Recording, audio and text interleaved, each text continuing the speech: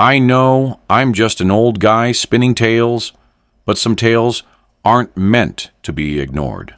Trust me, you'll want to hear this one. So turn down the lights, settle in, and let's dive into today's chilling stories. Before we begin, a fair warning.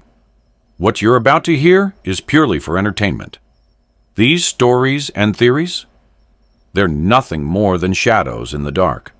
No proof, just whispers carried by the night. Listen closely, but don't say, "I didn't warn you." Viewer discretion is strongly advised. The bus jolted to a stop, its brakes screeching in protest. I peered out the dusty window, expecting to see a familiar highway, or maybe another sleepy rest stop. Instead, the road ahead vanished into a shimmering horizon, bathed in an intense, almost surreal sunlight. "We're here," the driver muttered, his voice unusually low. "Soul Haven?" I asked, gripping my suitcase. He didn't answer. He only nodded, his eyes darting nervously toward the town, as if he didn't want to look at it for too long. I stepped off the bus, shielding my eyes from the blinding light. A weathered sign greeted me at the town's edge. "Welcome to Saul Haven, where the light never fades." The words were unsettling in their simplicity, but I shook off the thought. I was here for work, a new beginning. The emails had promised a quaint town, friendly people, and good pay.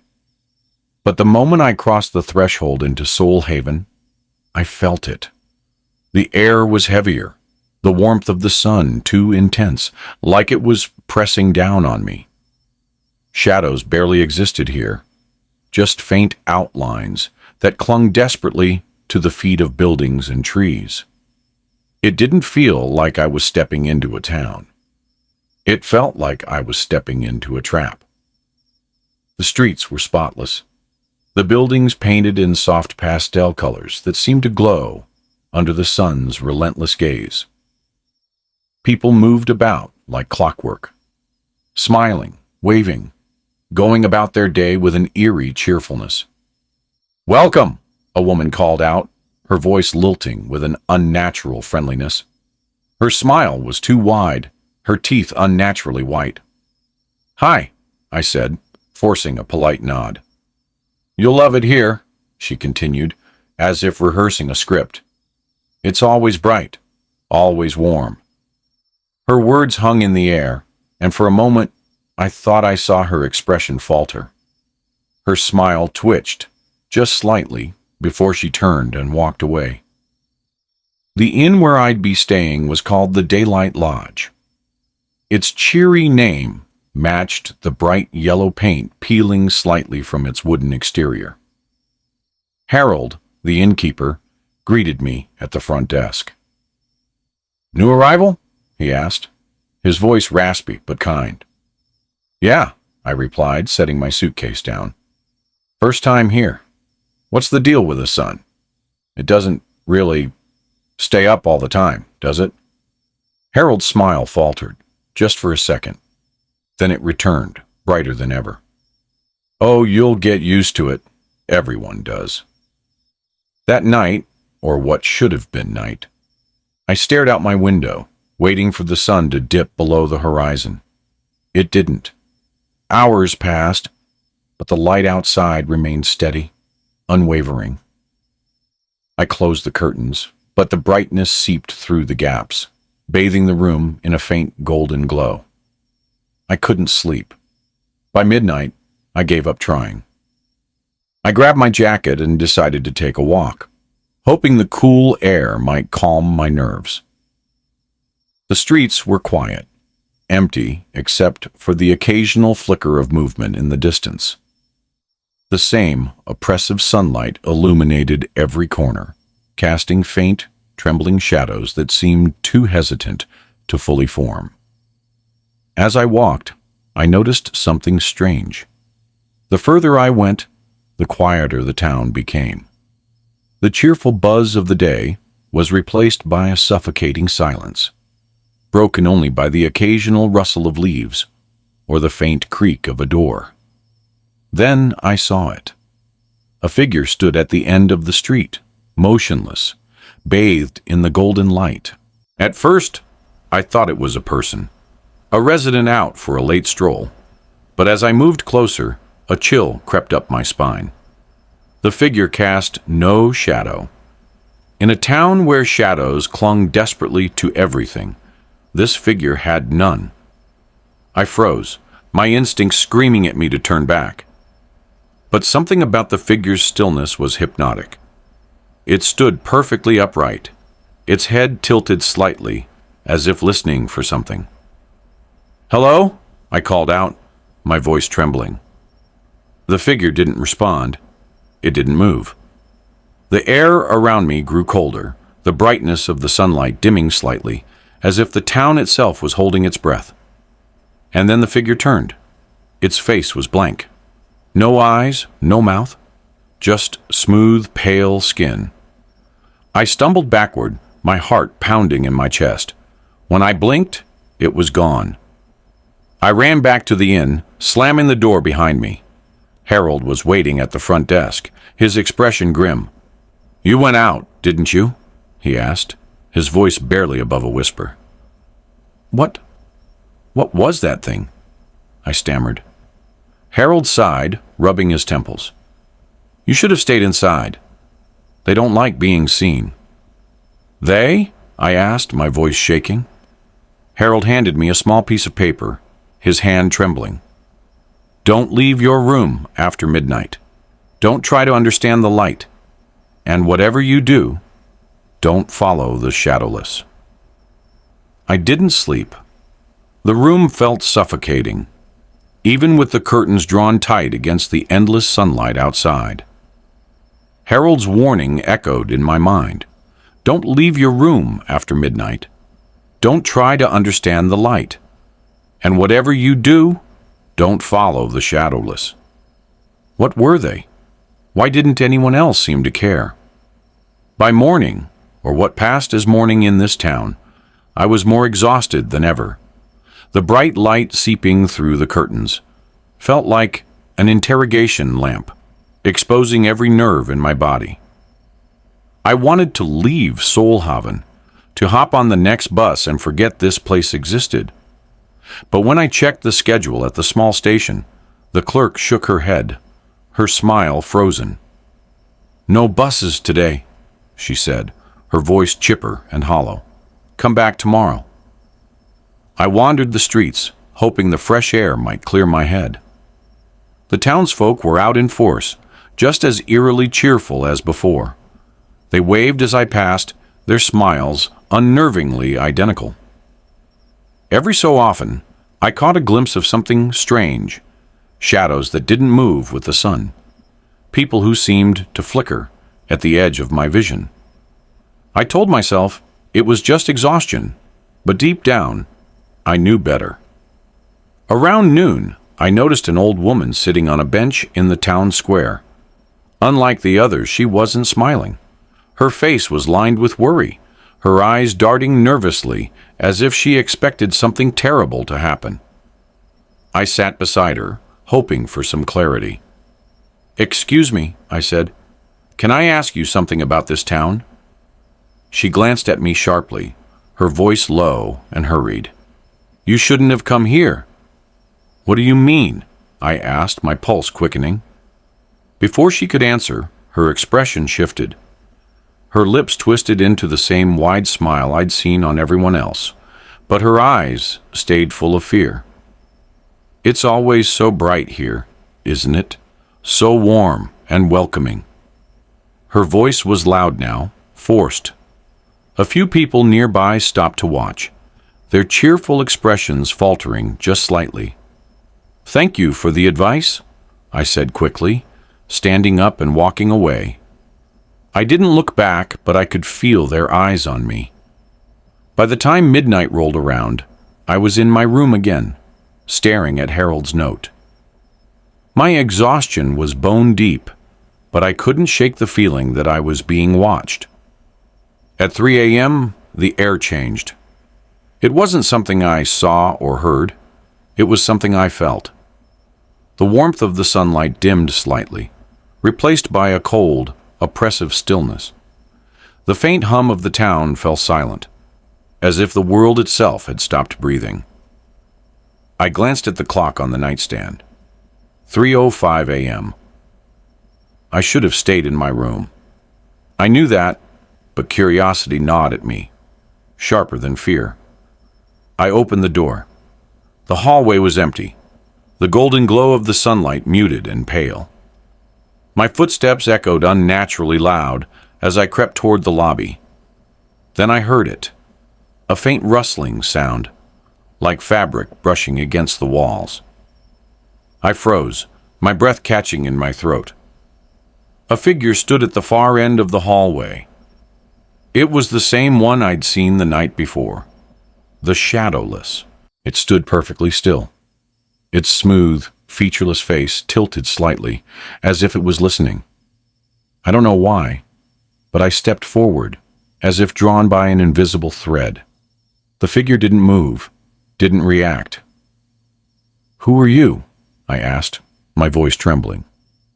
The figure's head snapped toward me, and for the first time, it moved, its body twisting and stretching unnaturally as it started to walk. No, not walk, glide. Panic surged through me, and I stumbled backward. The figure glided closer, faster now, the air around it growing colder with each step. I turned and ran, my heartbeat pounding in my ears. The hallway stretched on endlessly, twisting and turning in ways that didn't make sense. Doors appeared where they shouldn't, the golden light dimming further as the shadowless figure closed in. I rounded a corner and slammed into something solid. It was Harold, his expression frantic. "What are you doing?" he hissed, grabbing my arm. I started, but he cut me off. "You saw it, didn't you? The shadowless." His voice was a harsh whisper. I nodded, struggling to catch my breath. "Come with me. Now."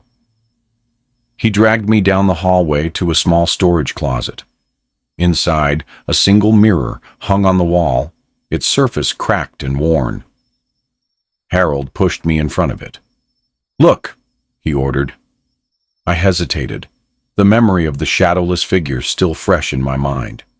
"Do it," he barked. I looked into the mirror. At first, my reflection was normal, pale, sweaty, terrified. But as I stared, it began to shift. The background of the hallway behind me faded, replaced by a vast, empty field bathed in golden light. And in the distance, dozens of figures stood motionless, their blank faces turned toward me. Harold yanked me away from the mirror, slamming the door shut. "You're lucky you didn't follow it," he said, his voice grim. "What are they?" I asked, my voice shaking. Harold's expression darkened. "They're what happens when you stay here too long, when the light finds you." "What does that mean?" He didn't answer. Instead, he handed me a key. "There's a bus leaving tomorrow at dawn. You need to be on it." "And if I'm not?" Harold hesitated, his gaze flickering towards the door. "Then you'll never leave Soul Haven, just like the rest of us." I didn't sleep that night. The image of the shadowless figures in the mirror burned in my mind, their blank faces turned toward me like they knew something I didn't. Harold's words echoed, sharp and urgent. "There's a bus leaving tomorrow at dawn. You need to be on it." I sat on the edge of the bed, the relentless golden light pouring through the curtains. It didn't feel like a gift anymore. It felt like a cage. As the hours dragged on, I decided I needed answers before I left. If this town was going to haunt me forever, I had to know what was wrong with it. The town library was tucked between two pastel-colored buildings on the edge of the square. It wasn't open, but the lock on the back door was easy to pick. The inside smelled of dust and paper, the shelves lined with books that looked untouched. I started with the local history section, flipping through faded tomes and brittle newspapers. Most of it was mundane. Old mayoral campaigns, festival schedules, weather reports. But then I found something buried at the bottom of a stack. It was a journal, the leather cover cracked and peeling. The first page was inscribed with a name: Elias Hart, Solhaven Mayor, 1921. The journal started innocently enough. Notes about town planning, weather updates, and day-to-day problems. But as the entries progressed, they became darker, more fragmented. June 18th, 1921. The drought has not relented. The crops are failing, and the people are desperate. I fear we will not last another month. June 23rd, 1921. A stranger came to town today, cloaked in gold. He offered us salvation, but at a price. I fear his intentions, but what choice do we have? June 30th, 1921. The pact has been made. The sun will never leave us, and our crops will flourish. But the stranger warned us. The light must be maintained. Do not let the shadows rise. The entry stopped abruptly after that, but the last page held a single phrase, scrawled in shaky handwriting. The shadowless are watching. Do not follow them. I needed to know more, and the journal had mentioned a shrine. It took me an hour to find it, hidden deep in the woods just outside the town. The shrine was small and ancient, made of weathered stone and overgrown with vines. In the center stood a statue of a figure cloaked in flowing robes, its face obscured by a hood. The sunlight seemed to intensify around it, the air growing hotter the closer I got. At the base of the statue, an inscription read, "For eternal light, we offer eternal servitude." I stepped back, the weight of the words pressing down on me. The town hadn't been cursed. It had been blessed. In the worst possible way. I pieced it together as I made my way back to the inn. Solhaven had made a deal with something ancient, something powerful. In exchange for sunlight and prosperity, they had surrendered their freedom, their lives, and eventually, their humanity. The shadowless weren't just random entities. They were the remnants of those who had been consumed by the pact. And now, they were watching me. When I returned to the inn, Harold was waiting for me in the lobby. He looked exhausted, his usual cheerfulness replaced by a grim determination. "You went to the shrine, didn't you?" he asked, his voice low. I nodded. "What is this place, Harold? What's really going on here?" He sighed, sinking into a chair. "The light isn't just light. It's alive. It needs people to stay, to keep the pact going. That's why it draws people like you in." "Why me?" I asked. Harold's gaze darkened. "Because the light chooses its replacements. Once it finds someone, it doesn't let them go." I looked at the clock. It was 5:45 a.m. The bus would be here in 15 minutes. "What happens if I try to leave?" I asked. Harold hesitated, his expression unreadable. "If you're lucky, nothing. But if the light wants you to stay?" He didn't finish the sentence. I grabbed my suitcase and headed for the door, every instinct screaming at me to run. But as I stepped outside, the shadows around the buildings seemed to lengthen, twisting and writhing unnaturally. The streets were empty, but I felt them watching, the shadowless, hidden just out of sight. The bus was waiting at the edge of town, its engine idling. The driver waved me over, his face hidden behind a pair of dark sunglasses. "Leaving already?" he asked, his voice oddly cheerful. "Yeah," I said, climbing aboard. As the bus pulled away, I glanced back at the town.